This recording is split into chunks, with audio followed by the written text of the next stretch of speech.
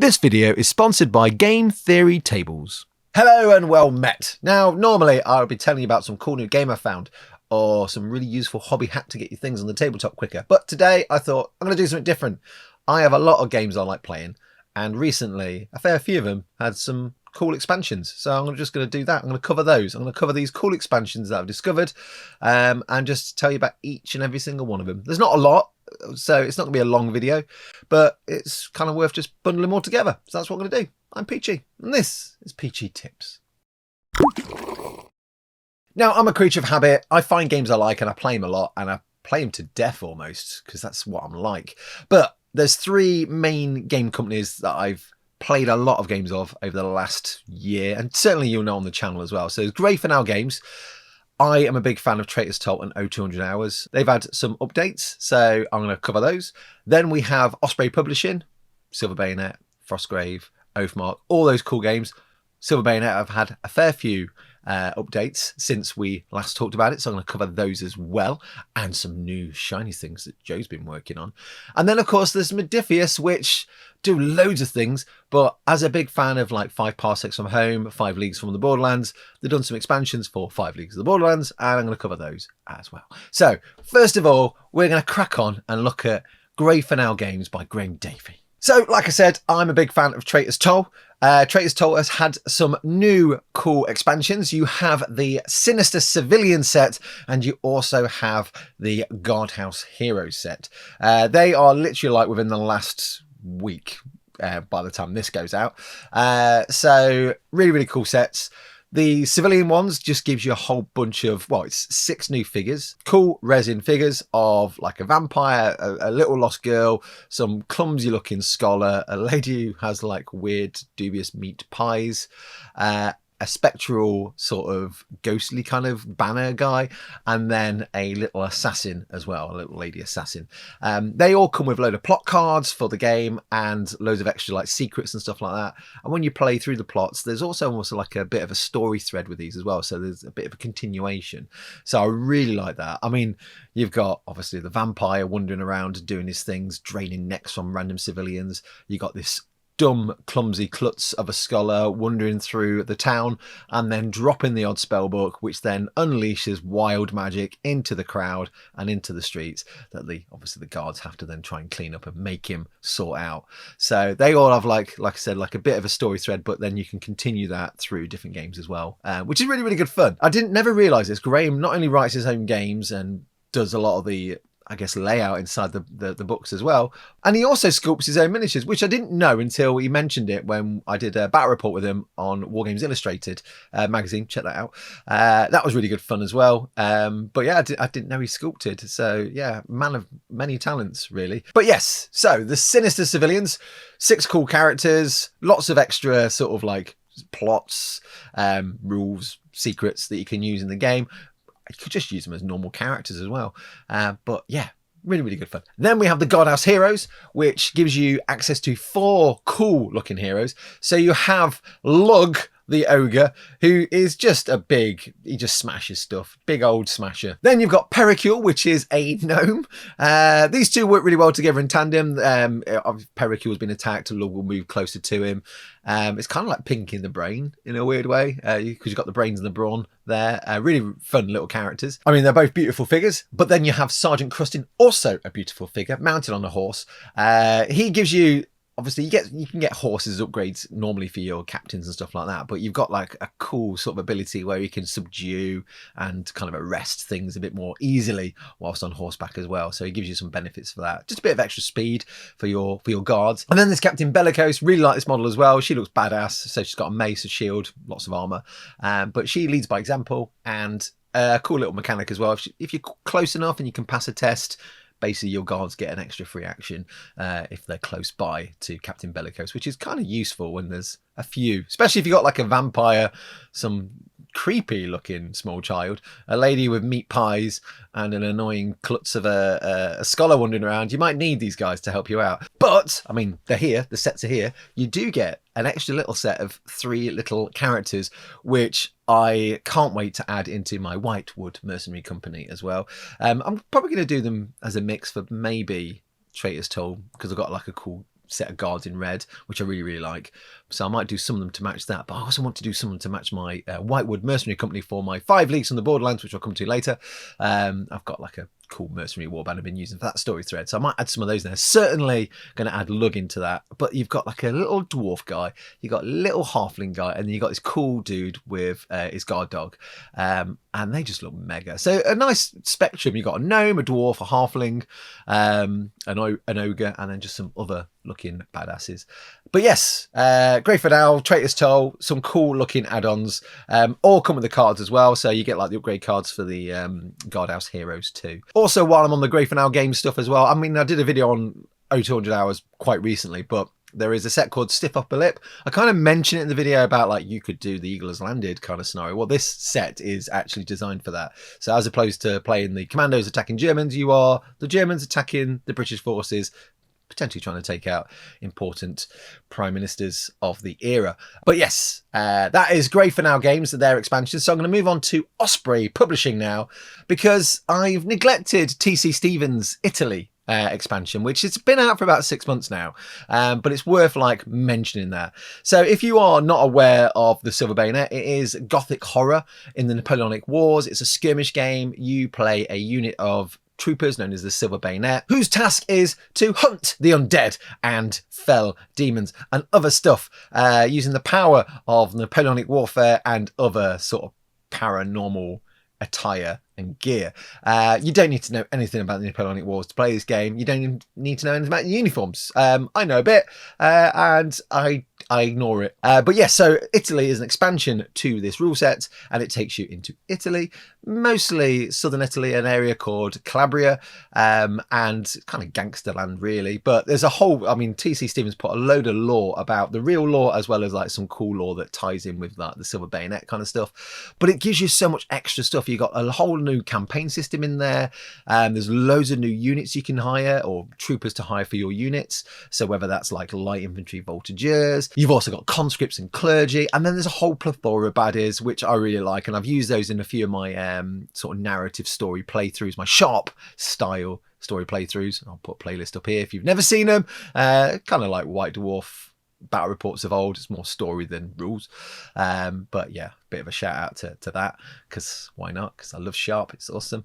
Yeah, you can do sharp in Silver Bayonet, why not? But yeah, you can do what you want. You get like skeletal soldiers, spectral soldiers, necromancers, brigands, so a load of extra cool stuff that I kind of feel was missing a little bit from the first main core book. Obviously there's a few other core books out there as well that take you to Canada, that take you to Egypt, and the Carpathians as well, so hunting down Dracula-esque kind of baddies. But yeah, Italy, big expansion set, the biggest one I think they've done.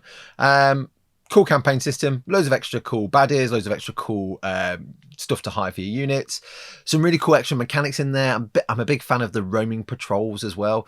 So during your engagements, whether you're fighting in a solo game against monsters, or if you're playing against another player and they're your Silver Bayonet unit, just some random patrol might rock up, and you've got to deal with that as well as top of the monsters and your opponent. But yes, so a little shout out to Italy, because it's just really good for extra stuff to play with your normal games, as well as the Italy setting it's designed for. But before we continue, let's hear from today's sponsor. Gather round, my friends, and lend thine ears, for I've a tale of craftsmanship and glory. For I bring a word of creation unlike any other, the Table of Adventure, the official Dungeons and Dragons game table, forged by the artisans of game theory tables and blessed by the D&D Guild itself. This isn't just a place to roll your dice, it's the foundation of your fellowship. Crafted in rich finishes, American walnut, dark mahogany, onyx, or natural, each one a masterpiece built for legends. But friends, this table is no mere ornament, nay, it was engineered to solve the woes that plague every quest. Cluttered maps, spilled potions, and the endless ritual of setup and teardown. The Table of Adventure campaign is now live on GameFound, and for 100 gold pieces, or dollars, you can pledge for the same D&D license accessories, the Dungeon Master's Stronghold, battle maps and dice trays, and many, many more. When the final die is cast and the dragon lies slain, you can clear the field, cover the vault, and serve supper upon the very same table. One moment you're deep in a dungeon, the next you're dining like nobility.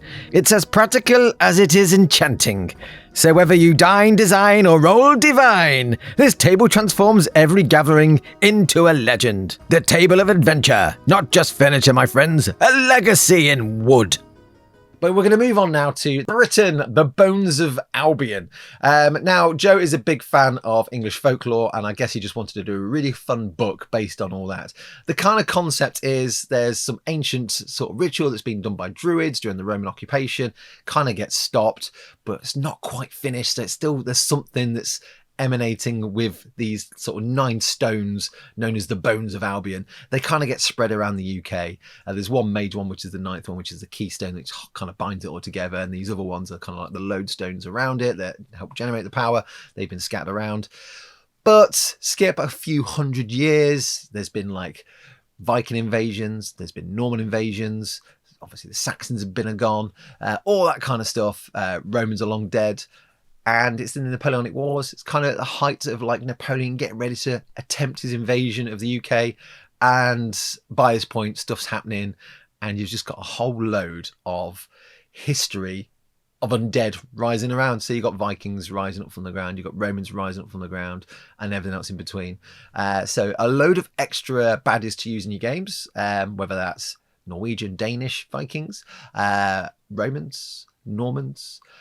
My favourite, civilians, not baddies, they just get in the way and your Silver Bayonet units kind of need to escort them off the table, which I think is a really fun mechanic. Now, it is designed as a competitive campaign system, so you play through the 8 scenarios. Now, I know Joe makes a lot of cool solo play games, but this is kind of designed to be like a bit of a competitive thing where you are fighting against other people to try and get these Bones of Albion and who gets the most. So it's designed for 2, but you can push it to like 3, maybe 4 players as well if you wanted to, and see who gets the most of the Bones of Albion. But yeah, really fun little campaign system. Follows 8 scenarios, all for the different 8 bone stones. But yeah, really, really fun. Lots of cool models. Now, that's what I'm going to say with Italy and the Bones of Albion. All of them, actually. North Star military figures make loads of the models for, well, they make all the models for Silver Bayonet, and they're just amazing. I need to add more into my, like the Spectral Soldiers and the Skeletal Soldiers. They're kind of generic enough to be whatever you want them to be, but then you've got the Normans and then you've got the Romans in there. So you've got loads of cool undead, monsters, demons, weird sort of stuff, and then just loads of cool looking warbands units. I say warbands a lot, I mean units, because they're Silver Bayonet units. But yeah, lots of cool stuff to get. Now, for the extra little bit of Joe love, I'm going to shout this out now. It's way too early to do it, but it is on Amazon and you can pre-order it. Joe's been working on a new game. It's called Warriors of Athena. Yeah. Now, I've been looking at starting doing a sort of small warband of Grecian mythical kind of warriors, kind of Jason the Argonauts kind of style. I've got down here a Playmobil trireme, which I need to build up because I was going to do like a big boat and then maybe make scenarios where they land on somewhere and they've got to do things and get back to the boat. Now, there's 2 books. There's the Heroes book and the Quest book. The Hero book basically tells you about making up your warband. I'm not quite sure how big the forces are, so there will be a video for this later on down the line because I want to know more. Amazon gives you some details, but not enough. But yes, there is a book for building your force and then a book with the quests. Now, it plays in 3 ways. So solo play and competitive or cooperative kind of play. But also, there's something called the Oracle, which kind of sounds a bit like a GM because you kind of like make challenges for the players and you kind of make scenarios and stuff. So it kind of feels like are you a GM here or are you I don't know. I want to know more. Do you want to know more? I want to know more. So yeah, I'm intrigued to discover more about that. Now I'm going to reach out to Osprey, see if I can get hold of the book a little bit early so I can have a read, and then do a deep dive when it's out. But I have stuff on the go for like Greeks and mythical stuff. I've got Xena painted, and Gabrielle, and Callisto as well. Oh, I could do all sorts of weird stuff. But yes, that's on the card, so I'm very excited by that. What I'm going to do now is cover 5 leagues from the Borderlands. Now, 5 Parsecs has had a bunch of add-ons, which I kind of cover in this video up here. I cover a fair amount of it actually in that, so if you want to know about those, just check that out. But 5 leagues have I didn't cover this in this video, which is annoying because I can't remember if I didn't get it until after or during the week I was filming, but there's something called the Forgotten Ruin, which is a fun sort of concept. I need to play a game of it still. I've not played a game yet, but it basically uses the 5 leagues from the Borderlands gaming system. But it throws modern military soldiers into 5 leagues from the Borderlands. I mean, the best way to describe it feels a bit like Stargate, but as opposed to sci-fi, they've gone into fantasy realms as opposed to like alien worlds full of like, you know, Galwood and all sorts of weird and wonderful baddies. So it looks really good. You have a platoon of soldiers that you go, you know, when the troops get injured, there's a platoon encamped somewhere. That's your base, and you don't use all the platoon at one point. You just use a handful of the soldiers, like a squad at a time. There's a sergeant, you have some troopers, and you go on missions and do stuff. So it's pretty much 5 leagues from the Borderlands, and you are modern military soldiers taking on Middle Earth, for a better word, and it looks hella a lot of fun. I do need to do some stuff with it for sure. I've got a few modern military stuff. Wargames Atlanta are going to do some modern military stuff because they're doing all like the agency dudes and then the civilians, so that'd be quite good fun. So I mean, you could do SAS. You don't even need to do it as modern military. You could do it as World War II. You could, you know what I could do is like when I do my weird War II stuff, I could have like a portal open up and then I can do some games of 5 leagues on the Borderlands, and the poor unit of like British paratroopers have been stuck behind enemy lines fighting Mordor orcs. What the hell is going on? This is madness, Peach. What are you thinking about? Not only have you got Gundams in your battles, but now you've got orcs fighting against commandos. This is craziness. But yeah, it looks fun. There's also like some transformations you can give your characters as well during the campaign, where they have some basically somehow they've either discovered a wizard or whatever, and they've been tinkering around with the magics a bit, because by this point, like, probably running out of ammo and then using swords and bows a bit more than machine guns. But they can transform into beasts or different sort of racial characters. So one day, like, a guy could swig or should I say quaff a weird suspicious potion and then wake up next morning looking like a minotaur, and he'd be like, okay, cool, I'm a minotaur now forever, okay, I'm a minotaur, cool, wicked. Or they might wake up feeling all divine and spiritual and they decide they're going to be a cleric or a paladin. So that's kind of cool, where you can add like almost tropes, archetypes of fantasy D&D into your modern military, Navy SEALs or Rangers or whatever. It's pretty cool, really. So very different to what any of the 5 parsecs, because you've got sci-fi and fantasy. This is like modern day mixed with fantasy. So it's interesting. But yeah, if that floats your boat, check it out. But the main meat of the 5 Leagues from the Borderlands expansion talk is this book here, the Compendium, also known as Deep Below. What this basically does is it combines 2 current expansions, which are PDFs only, into a book. I'm a big fan of reading books. I like PDFs. I think they're really useful, constantly updated or whatever. And they're on your phone. We're in the digital age. It makes sense. But I love a physical book. I like to have a book around. I don't have to spend ages scrolling to, I suppose if I knew the page, I could like type it in, Peach. But I like to flick through pages. I'm just old school. I like pages. I like books. I like the smell of a book when you open it. It smells so good. I'm weird. I know. I've got weird kinks. Don't kink shame me, all right? It's just a thing I like, smelling books. But yeah, this combines the Paths of the Wilderness expansion and the Ancient Lands of Dust. Now, the Paths of the Wilderness, for anyone wanting to know, so what this does is it adds a load of extra new origins or character stuff you can do when you're doing your character creation. So you can throw in some dwarfs in there. You can throw in something called Deepkin. I'm not quite sure. Originally, I thought they were going to be like drow, but then the Deep Below has something that sounds more like drow, so I'm not quite sure what the Deepkin are. Usually they're quite vague as well with like the descriptions, like the Elriki are more like reptile-esque, and then you have like kobolds. Everyone knows what a kobold is if you're into D&D. Dusklings, I think, are kind of orcs, but they don't really say that. So it's open to your interpretation what you want those to be, but you get a load of extra characters, something called the Skysworn, which are kind of barbarians, Norsemen, Skyrim-esque Nords, which is pretty cool. But my personal favourite from this book is the Felids. Felids? I'd say Felids. Feline Felids. So I did a character for my Whitewood Mercenary Company.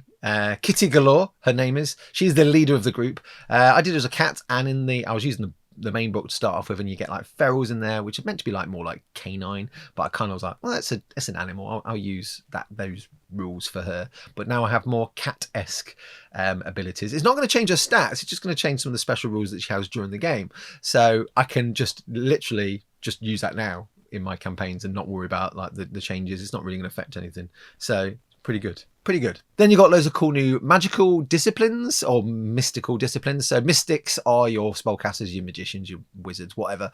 But there's a bunch of disciplines in there like stone mages, tricksters, a bunch of others. So if you want a little bit more flavor for your spellcaster, you've got those. It's also have a like extra table of like spells that you can have access to as well, which is pretty cool. Also in this expansion, you get a whole load of new baddies to use with unique foes to fight against. Unique foes tend to be like more beefy kind of end of level bosses, so you not only get like a bunch of like rank and file to fight against, but you get like some beefy baddies to deal with. You got the outlaw bands, which are kind of what they are, just a bunch of bandits and outlaws to deal with, which is really, really cool. There's the bloodstained. This is pretty much like a vampire and his retinue and force, so that could be like really fanatical civilians, it could be strange looking creatures or whatever the night, but it is if you want vampires in your games, you got that. Then you have the retinue of the wolf prince, which is werewolves. So you've got vampires and werewolves. You can do yourself a whole underworld story thread. That's great. You can have the lichens versus the vampires, and why not? But yeah, these are all baddies, by the way. So yeah, you can, if you really wanted to go down the Twilight route with them, have some twinkly vampires and some very muscular, well-oiled looking werewolves. If that's your bag, you can do that. Totally up to you. Then you have the Silent Battalion moving swiftly on, which is just long undead, continuing the war. They're less sort of hidden in deep caves and stuff like that. They're more like around and about, and because they're a threat. And yeah, it's like they're still at war. They forgot they're still at war because they're so old and dead. Imagine Army of the Dead, but more active. That's the best way to describe it. They're not just stuck in their own little cave and City of the Dead. They're out and about, and you might experience them from time to time, which is kind of cool. So yeah, just got a load of ghosts to fight, as well as vampires, werewolves, and bandits. Makes for a great episode, actually, that does. But yeah, so that's some extra foes to fight. Then there's the usual extra event tables, loot tables, quest tables, activities you can do when you're in town and stuff like that. Loads more of them. Then you can have roaming monsters, so they're not just like situated in a cave or a delve. They are out and about causing havoc in the towns. And also there's some cool sea travel rules as well, which, you know, if you want to have like an expansion to your map and travel the seas, or if you want to go off to like the desert or something like that. Speaking of which, the Ancient Lands of Dust is the other expansion that's featured in the book, which is the existing one that was a PDF. So that covers like deserts, doing your adventuring in the desert. So you get a load of tweaks to like your origins, your characters. So for desert related adventuring, there's no new characters. It's just like, well, it says halflings in there, so they feel new because I don't remember seeing them in the original book, but it's got halflings in there as well, which I feel is a new origin as opposed to it being an existing one. But again, all the same kind of things where you get like tweaks to your activities, your post-battle stuff, adventuring preparations, lots of cool tables, lots of desert themed stuff. So like when you're doing like your searching or your quests, very desert themey. We're channeling stuff here like The Mummy, Prince of Persia, Sinbad the Sailor, all that kind of stuff. Not just for like the quests and stuff, but also like the baddies you're fighting. I mean, if you're a Warhammer player, you'll be at home getting your Tomb Kings out here because there's a lot of baddies and aberrations and foes that feel very Tomb Kingy. So it's just a really cool little expansion set. It's not like a huge one, but it just allows you to play games in a more deserty setting and do some fun stuff, which then, you know, something like for myself, if I want my adventures to, and I think I will do that with the Whitewood mercenary companies, maybe send them to the desert at some point, build some new characters, but give them like a desert fashion kind of vibe outfit, maybe more head wraps to hide away from the sun, maybe some lighter, more linen kind of clothing to catch the wind and the breeze a bit more. Yeah, stuff like that. Scimitars, they're going to get scimitars, round shields, desert fashion attire to deal with the desert fashion baddies.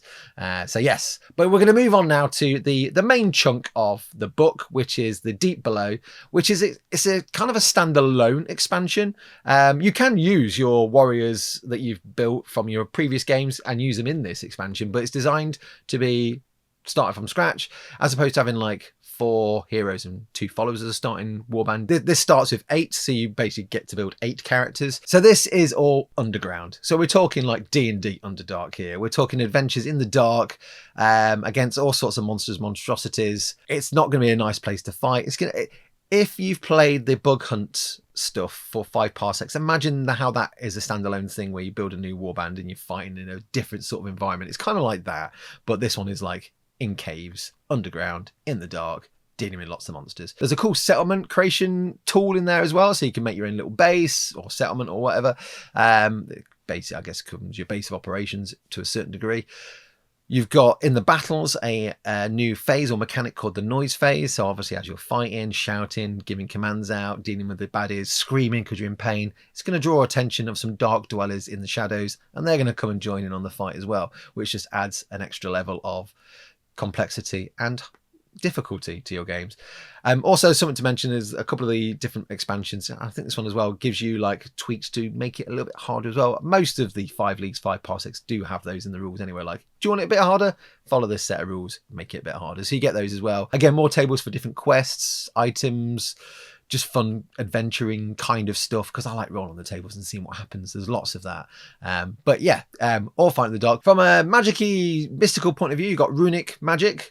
So that's another new discipline to throw in there. If you're a dwarfy kind of guy like me and you want a runesmith in there, and it feels very Warhammer of old, you could really reenact, like use this game system to do fun skirmishes in sort of like an old dwarf hold, and you're fighting against Skaven or goblins instead of against whatever creatures you want to do in five leagues. That's the great thing about the 5 leagues game mechanic and the 5 parsecs, is you can reskin that for any kind of genre or universe that you want, really.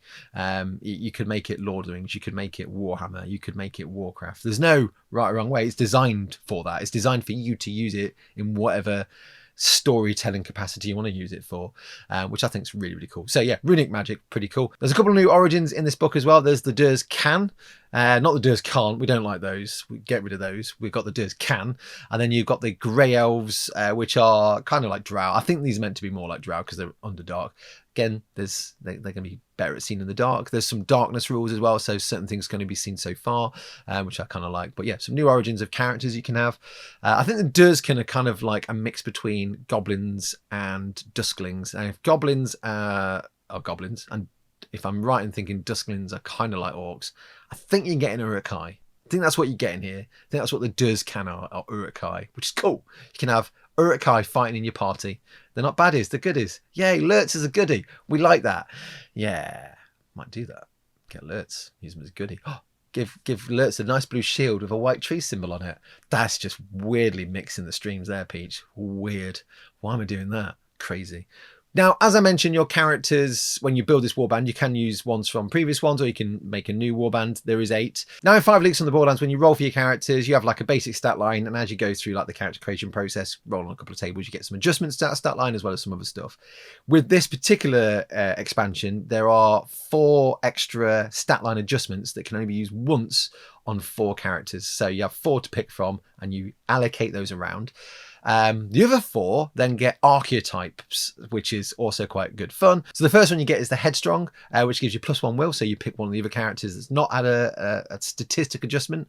Then you have the Lucky one, where you get a +1 to their luck points. Then you have the Bearer. I mean, you could... I'm channeling Lord of the Rings, Mines of Moria elements here. I mean, it's only 8 characters, not 9, but that's kind of good fun, really. But you get a trinket, and that trinket can give you abilities in the battles, and it could get used up at some point as well, so you've got to be kind of mindful of that. You don't get any more after that.